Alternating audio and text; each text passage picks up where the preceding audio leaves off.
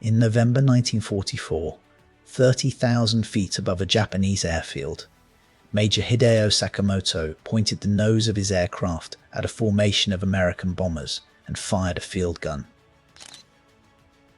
10 shells went out. The bombers flew on. Everyone held formation. 8 months later, that same weapon would obliterate a landing craft with a single shell and send an 800-ton ship to the bottom with 4. It worked. The aircraft carrying it did not. 2 nations hit the same wall at the same time.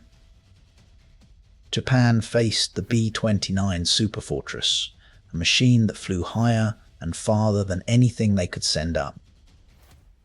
Germany faced hundreds of American B-17s and B-24s by day, and British heavy bombers by night. Both enemies had built a bomber they could not reach.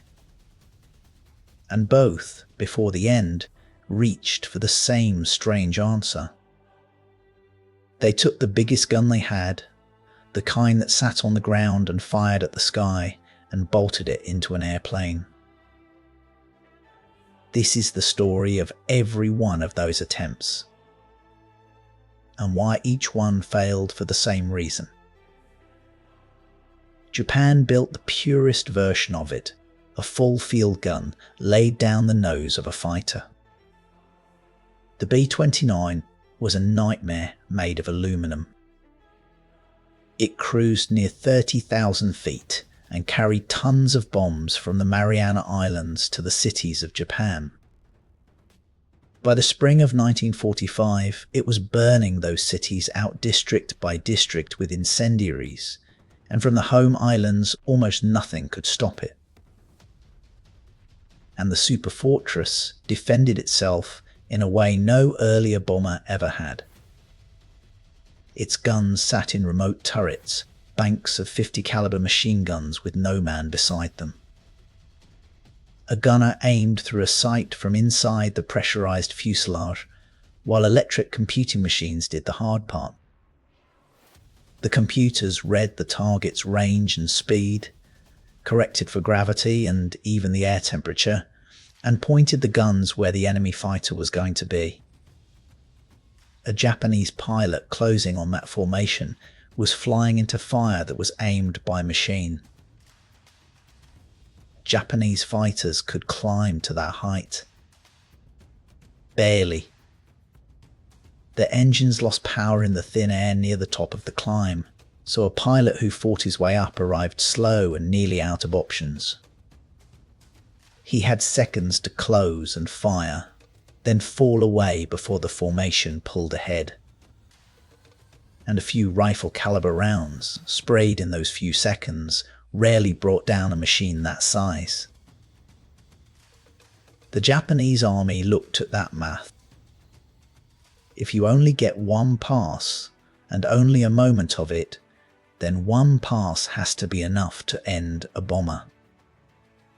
That means one shot. One very large shot. The first idea was elaborate. On the 20th of November 1943, Mitsubishi was ordered to build a specialized interceptor on the frame of the Ki-67, an army bomber called the Hiryu, fast and strong, and better in a turn than a bomber had any right to be. The plan called for 2 aircraft working as a pair at night. One would carry a searchlight more than a foot across to pin a bomber in its beam. The other would slide underneath and fire 2 cannon angled upward into the belly. It was clever and built for a war that was about to change. When the American raids shifted to daylight, the whole night hunting scheme was thrown out. Then came Major Sakamoto, the officer running the evaluation of the Ki-67. He proposed something blunter. Take 1 bomber. Strip the bomb load out of the nose. and put in a real anti-aircraft gun. A full 75mm Army field piece, the Type 88, the same weapon that stood in gun pits ringing Japanese cities. It had been in service since the late 1920s. It flung a shell from the barrel at more than 2,300 feet a second and could reach targets more than 5 miles up. Its whole life had been spent firing from solid ground. His reasoning was simple and, on paper, sound. A single 75mm shell bursting near a B-29 from thousands of feet away could tear it apart. And crucially, it would keep the interceptor outside the reach of those 50 caliber turrets.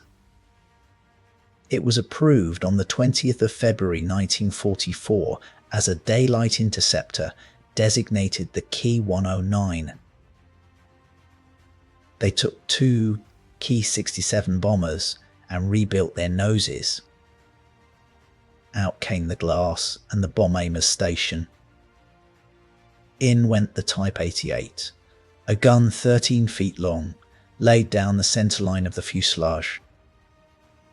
It swallowed the space where the second pilot used to sit, leaving room for one man beside it, a loader wedged against the breech.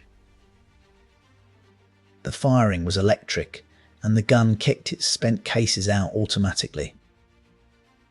Everything else was muscle. Every round went in by hand. The aircraft carried 15 shells, and a good loader could feed one about every 3 seconds. The mount held the gun rigid, pointing straight ahead, which meant the pilot aimed it by aiming the entire airplane. To adjust his fire a few feet, he had to fly the whole 10-ton machine a few feet. The recoil was the first fear. A 75mm field gun firing inside an airframe could have shaken the aircraft apart. It did not. The firing trials came back clean, and the airframe still handled like the bomber it had been. The engineers had won. The real problem was aiming, the one thing nobody could bolt a fix onto. On the ground, the Type 88 never worked alone. Rangefinders read the target's distance. A mechanical fire control computer chewed through the speed and the height and the angle, and told the crew where to point and when to burst the shell. In the air, all of that was gone. There was one pilot, one telescopic sight built for dive bombers, and his own judgment made at 30,000 feet in freezing thin air, against a target moving at hundreds of miles an hour while his aircraft slid and yawed around the fixed gun. On the firing range, hitting a target on the ground was easy. Hitting a towed sleeve dragged through the sky proved a different thing entirely. The whole interceptor was a bet that one man could outguess the machine aiming the bomber's guns. In October 1944, Mitsubishi received an urgent order for 44 aircraft. The ones that were finished went to a single Army air unit, the 107th Sentai, formed to fly them. But the enemy would not wait, and both prototypes were sent straight to the fight. That is how Major Sakamoto came to be at 30,000 feet over Fusa, west of Tokyo, in November 1944. He had levelled off expecting a stream of 30 or 40 bombers. Instead, a handful of B-29s came into view, 3,000 feet under his wings. He nosed into a shallow dive to close the gap. His shells were fused to burst at about 5,000 feet of range, close enough to rake a bomber even without a direct hit. He fired. Round after round, the loader feeding the breech, 10 shells in all. nothing happened. No smoke, no bomber falling out of line. Then the B-29s simply added power and pulled away. His engines, 1900 horsepower each at takeoff, were starved for air up high. He had the range. He did not have the performance. He watched them go. The second attempt fell to Captain Otsuka. He tried to change the geometry. Rather than chase the bombers from behind, he came at them head on. That fixed one thing and broke another. The two aircraft now rushed together at enormous combined speed, giving him even less time to aim than Sakamoto had. He fired. He missed. And this time the bombers fired back. 50 caliber rounds walked across his left wing. Key 109 held together and carried him home. The gunners in those pressurized turrets could touch him. He could not touch them. There is no reliable record of a Key 109 ever bringing down a B-29. The tally of confirmed victories is 0. The engineers kept trying to save it. The production aircraft were stripped of every ounce they could spare.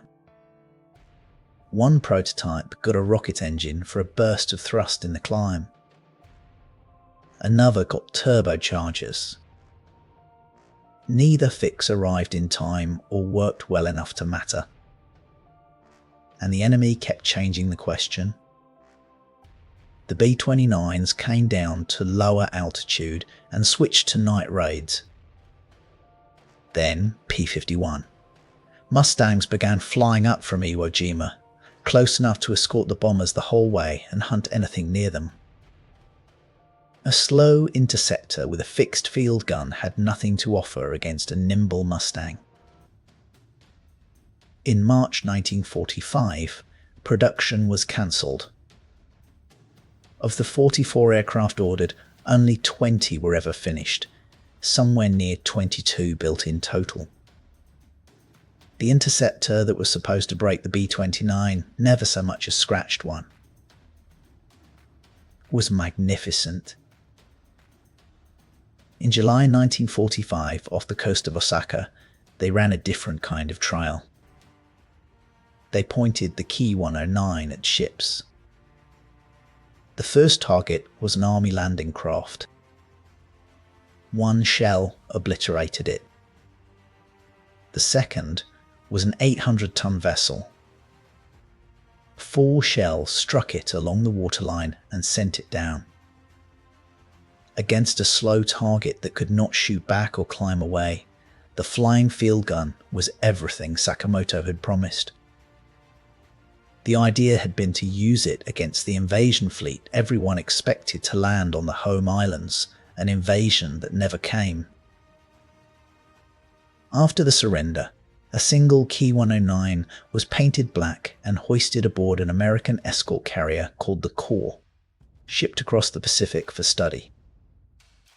Whether anyone ever flew it again is unknown. Today, not a single one survives. A brilliant gun, married to an airplane that could not put it where it needed to be. Now crossed the world because Germany was working the same problem and getting the same answer, only in 5 different colours. Germany's bomber was a wall. By day, the Americans came in the combat box, a tight formation of B-17s and B-24s stacked so that every bomber's guns covered its neighbours. A single flying fortress bristled with over a dozen 50 caliber machine guns. Fly at one bomber and you flew into the fire of 10. By night the British came instead, streams of Lancasters and Halifaxes crossing Germany in the dark. The German engineers looked at that wall and reached first for exactly the thing the Japanese had: a big gun in the air. It took shape as a family of oversized aircraft guns, ground caliber weapons mounted in fighters. They tried it in the Junkers Ju-88, a workhorse twin-engine bomber turned into a gun carrier.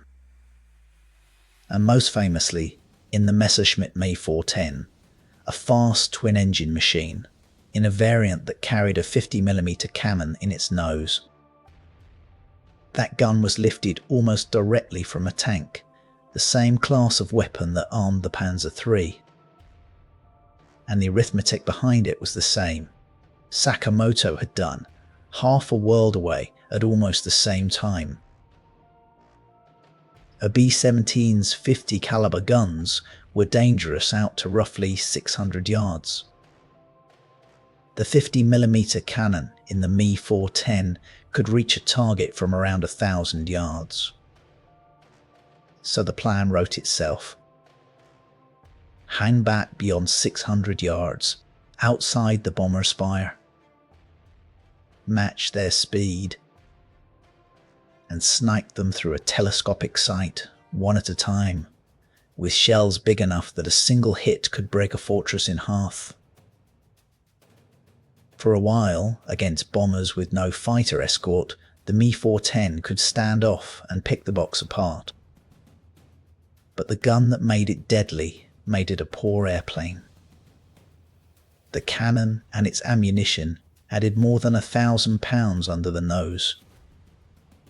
The gun jammed. It carried only a couple dozen rounds. All that weight left the aircraft slow and heavy on the controls. Then the Americans solved the escort problem. In early 1944, the P-51 Mustang arrived, a fighter with the range to reach Berlin and back. On the 6th of March 1944, more than 800 American bombers struck Berlin with over 900 fighters flying with them. The escorts no longer turned for home at the border. They stayed the whole way and went hunting. Against those Mustangs and the heavy P-47 Thunderbolts, a slow platform hauling a tank cannon under its nose was simply prey. The German command decided the 50mm cannon was more trouble than it was worth. Around 60 of that variant were built, and the idea was quietly set aside. The second answer was the cleverest weapon in this whole story, and it aimed at the British in the dark. The night bombers, the Lancasters and Halifaxes, had guns in the nose, the tail, and on top. They had nothing underneath, no belly turret at all. A blind cone of dark air sat directly below every one of them, and no one aboard could see into it or shoot into it. German engineers built a weapon for that exact spot and gave it a musician's nickname. Schraege Musik. Slanted music. It was a pair of autocannon, 20 or 30mm, mounted in the roof of a night fighter's fuselage and angled to fire upward and a little forward at around 60 degrees. It went into the twin-engine Bf-110, into the Ju-88, and into Germany's finest night fighter of the war, the Heinkel He-219, the Uhu or Eagle Owl. In the He-219, the upward guns were 30mm cannon, brutal against a bomber. 3 of those explosive rounds, placed into a wing, were enough to bring a Lancaster down. The tactic was patient and cold. A night fighter would find a bomber in the dark, slide into that blind cone beneath it, match its speed and height, and sit there unseen while the pilot lined up a small reflector sight fixed to the top of his canopy.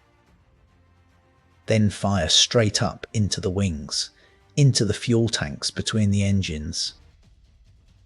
Skilled crews deliberately avoided the bomb bay, because a bomber exploding right above them would take the attacker down too. It was devastating and silent in the worst way. A bomber crew got no warning, no tracer streaming past, no fighter in the mirrors. The aircraft next to them just fell out of the sky in flames. The survivors blamed anti-aircraft fire from the ground, and Bomber Command took months to even understand what was hunting its men. One night fighter pilot, Heinz Wolfgang Schnorfer, downed 7 Lancasters in about 20 minutes using upward-firing guns. And on the night of the 30th of March 1944, on a raid to Nuremberg, German night fighters brought down around 95 British bombers in a single night, the worst night Bomber Command ever suffered. Much of that ruin came from guns the crews never saw. Of all the German answers to the bomber, this was the one that genuinely worked, and they kept it secret for as long as they could. But cleverness could not change the count. The British built bombers faster than the night fighters could take them down. So the third answer went for raw speed, and it reached for rocket power. The Messerschmitt Me 163 Komet was unlike anything else in the sky, the only rocket-powered fighter to ever reach combat. A tiny, tailless machine that burned its fuel in a few violent minutes and clawed up to 30,000 feet almost vertically, hitting close to 600 miles an hour. It reached the bombers faster than anything the Allies had. And that speed was its curse. It closed on a bomber so fast that the pilot had only a heartbeat to aim his slow-firing 30mm cannon before he flashed past and overshot. The Komet had a second, darker flaw, and it was in the fuel. The little rocket ran on 2 liquids so violent that they burst into flame the instant they touched, with no spark needed. The fuel was punishing to handle and quick to destroy the aircraft on the ground. More Komets were lost to their own fuel and to landing accidents than were ever lost to the enemy.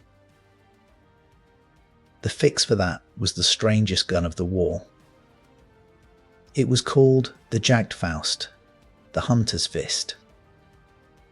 10 short-barreled 50mm tubes mounted vertically in the wings of the Komet, pointing straight up.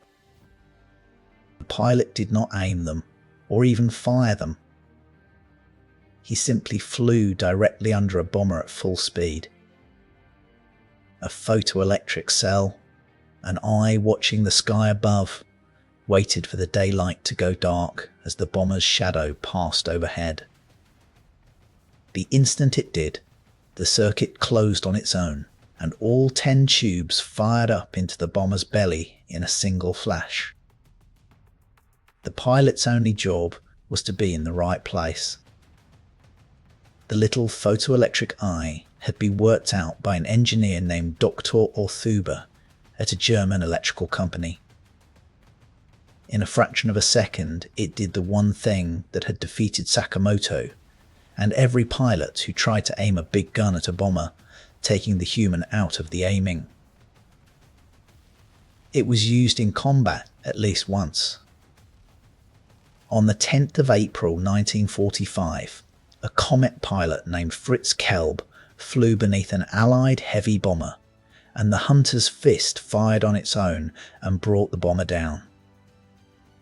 It was one of the last days the Komets flew at all, an impossible aiming problem solved by a single elegant trick, weeks before the end. The fourth answer gave up on runways entirely, because the runways were being cratered faster than they could be repaired. The Bachiem Bar 349 was named the Natter, the Viper, built by a designer named Erich Bachiem. It needed no airfield. It stood on end, strapped to a vertical steel tower. Most of it was made of wood, to save the steel and aluminum Germany no longer had. Guided at first by autopilot from the ground, it would blast off straight up toward the bombers.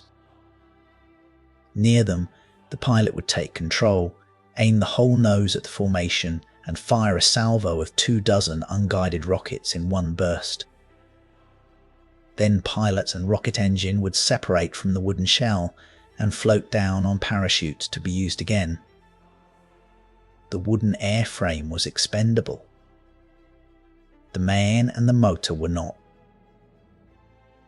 Before a man ever rode it, the Natter was tested with dummies aboard, launched by remote from the tower, and several of those unmanned shots worked well enough to move the program forward.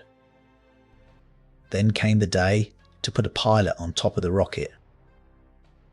Only one manned flight was ever attempted.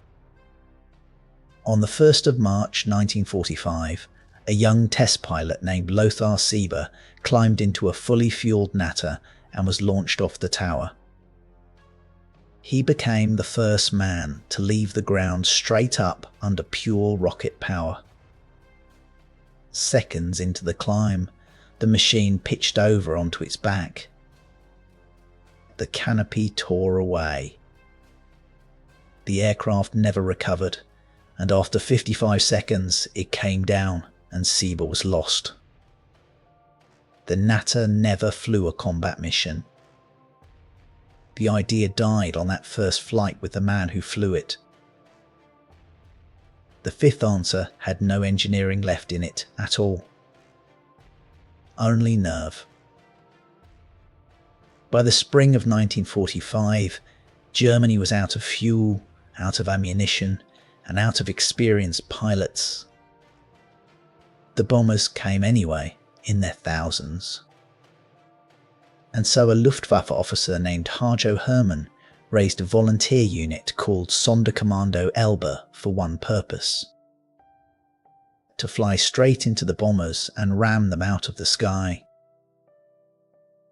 It was not quite the Japanese kamikaze. The German pilots were told to strike a bomber, then bail out just before or after the collision. Their survival odds were poor, but they were not ordered to die. They flew Bf-109s stripped down to almost nothing, most armour and armament removed to make them light and fast, many carrying a single machine gun with barely 50 rounds. The aircraft no longer carried a weapon. It had become one. Hermann took mostly young volunteers, many of them between 18 and 20 years old, with only enough training to get a fighter off the ground and point it. On the day of the mission, they climbed into their stripped aircraft and heard, over one-way radios, a stream of nationalist songs and exhortations meant to hold their nerve until they were told where the bombers were. The one real mission came on the 7th of April 1945. Around 180 of these stripped fighters went up against a massive American bomber formation. Allied escorts were waiting. Many of the German pilots were downed before they ever reached a bomber. Only about 15 rammed a target, and those collisions brought down roughly 8 bombers. The unit lost dozens of pilots that day. 8 bombers against everything they had left, and the raids did not slow. 5 answers: a standoff cannon, a blind spot gun, a rocket fighter with a shadow-triggered fist, a disposable rocket launched from a tower, and men throwing their own aircraft into the enemy. Some were crude.